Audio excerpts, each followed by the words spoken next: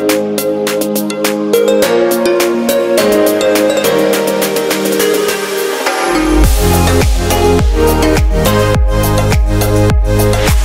Chicken complete. দেখো একবার শুধু কালারটা দেখো।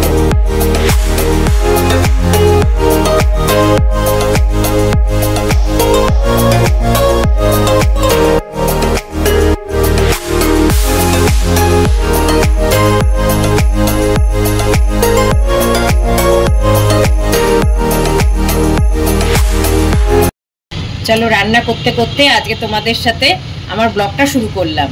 আজকে রান্না হবে ফ্রাইড রাইস আর চিলি চিকেন। প্রথমে ফ্রাইড রাইসটা রেডি করে নিই, তার জন্য সব সবজিগুলো কাট করে রেখে দিয়েছি, এগুলো এবার ভাজতে দিয়ে দিলাম।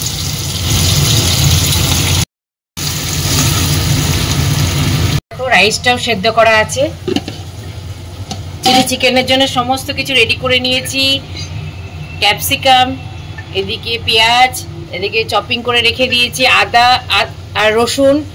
এই দেখো চিলি চিকেনের এই সমস্ত কিছু একদম ম্যারিনেট করে রেখে দিয়েছি। আজকে যে চিলি চিকেনটা বানাবো সেটার রেসিপিটা তোমাদের সাথে শেয়ার করলাম না, কারণ আগের আমার ব্লগে এই রেসিপিটা শেয়ার করেছিলাম, তোমরা দেখে নিও। আর যদি তোমাদের কোনো অসুবিধা হয় বা কি করে করলাম একবার যদি জানতে চাও, তাহলে আমি আবার তোমাদের রেসিপিটা শেয়ার করে দেবো। ভাজা হয়ে গেছে, এবার রাইসটা এর মধ্যে দিয়ে দেবো।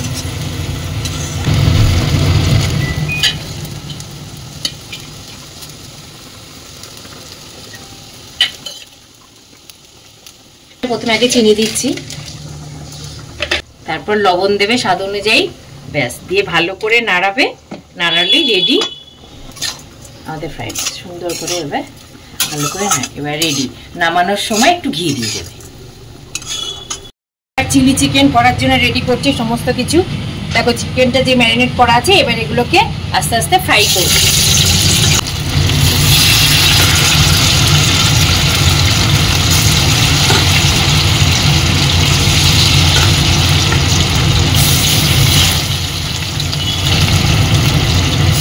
একবারে বেশি দেবে না, অল্প অল্প করে দেবে। কড়াইয়ে তেল বসিয়ে দিয়েছি, তেল গরম হয়ে গেছে। এবার এই চিকেনটাকে ম্যারিনেট করে রেখে দিয়েছি এর মধ্যে দিয়ে এবার ভাজবো। অল্প অল্প করে দিয়ে এবার ভাজবো।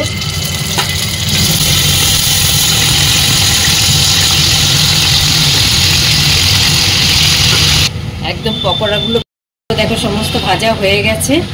এবার কড়াইতে তেল দিয়ে দিয়েছি, রসুন আর আদা দিয়ে এবার ভালো করে ভাজবো। ওই অল্প একটু তেল ছিল আর ওই তেলের মধ্যেই সব দিয়ে দিলাম। গ্যাসটাকে একদম ফ্লেমটাকে হাই করে দেবে কিন্তু। এবার এর মধ্যে ক্যাপসিকাম, পেঁয়াজ সব দিয়ে দেবে।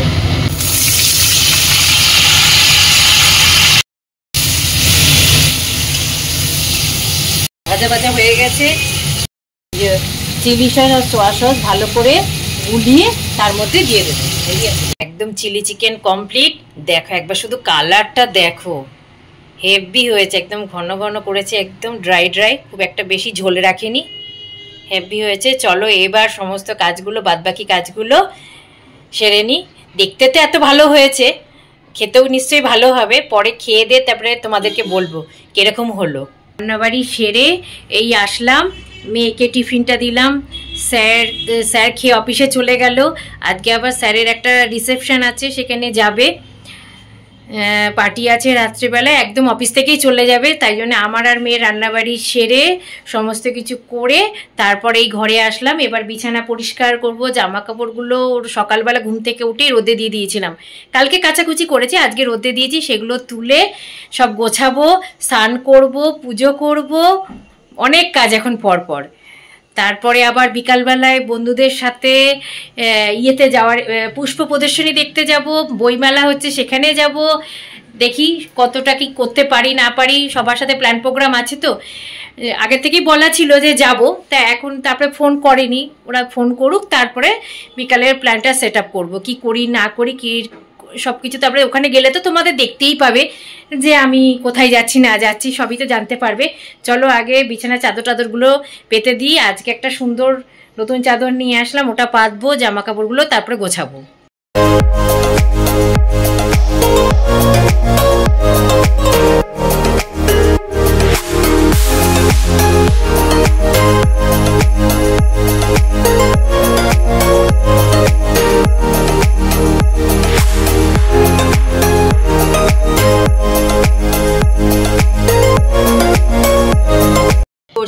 আমি এতে বসে বসে এখন খাবো। আজকে ফ্রাইড রাইস রয়েছে, তার সাথে রয়েছে শসা কাটলা, আর এই যে চিলি চিকেন। দেখো একেবারে খাওয়া দাওয়া সেরে রেডি হয়ে তোমাদের সামনে চলে আসলাম। দাঁড়াও, একটু আলুটা কম কম লাগছে মনে হচ্ছে যেন। একদম রেডি হয়ে চলে আসলাম। এখন পানিহাটি উৎসব মেলা দেখতে যাচ্ছি। ওখানে ফুলের মেলা, বই মেলা, অনেক কিছু হয়েছে। সব বন্ধুরা মিলে বেরোবো। তা সেই জন্যে আমি আগে ড্রেস পরে রেডি হয়ে নিলাম। কটার সময়? এখন আর 10 মিনিটের মধ্যেই বেরোবো। জল টল ভরে নিলাম। চলো যেতে যেতে সব দেখাবো তোমাদেরকে, ওখানে গিয়ে সব দেখাবো। আবার আজকে বেরিয়ে পড়লাম। কোথায় যাচ্ছি আমরা? মেলা দেখতে যাচ্ছি। আজকে কিন্তু একজন নতুন সদস্য আমাদের সাথে আছে। তোমরা কি নোটিস করতে পেরেছো? পারোনি? দেখো আমার একটা বন্ধুর হাতে কিন্তু রয়েছে। দেখো আমার বন্ধু সোনা, আমাদের মালপোয়া আমাদের সাথে আজকে যাচ্ছে। কিন্তু আমার সাথে কিন্তু আজকে ফার্স্ট টাইম মালপোয়ার সাথে পরিচয় হলো। অটোওয়ালা আবার মারামারি লেগে গেছে। মালপোয়া কিন্তু আমার সাথে আজকে ফার্স্ট টাইম আমার সাথে ঘুরতে যাচ্ছে। আমি খুব এক্সাইটেড। আজকে মালপোয়াকে নিয়ে আমি সারা মেলা আজকে ঘুরবো, মালপোয়া খাবো, আজকে পিঠে পুলি সব খাবো আজকে। চলো আজকে যেতে যেতে তারপর তোমাদের সাথে গল্প করছি।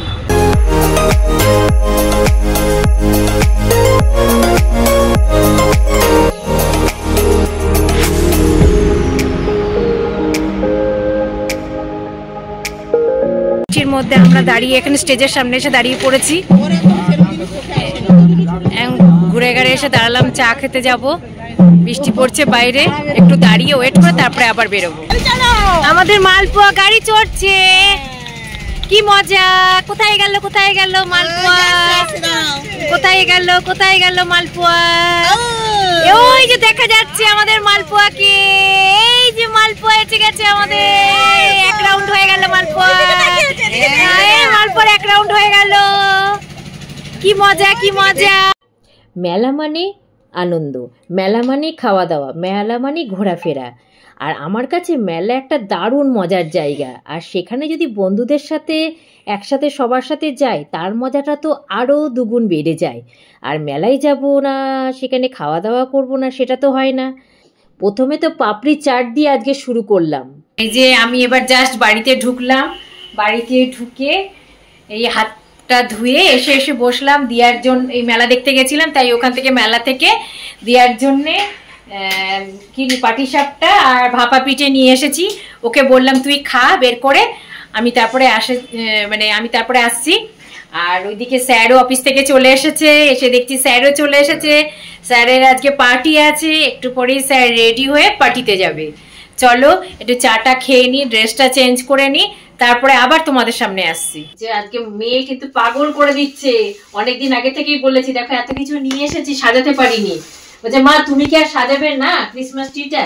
তাই আজকে এটা আগে এই কাজটা করব, তারপরে সমস্ত কাজ তারপরে করতে হবে। আজ মেয়ে পাগল করে দিচ্ছে, চলো এটাকে আগে সাজিয়ে নিই। সকাল থেকে আমাকে মাথা খেয়ে নিচ্ছে, মা তুমি এগুলো করবে না।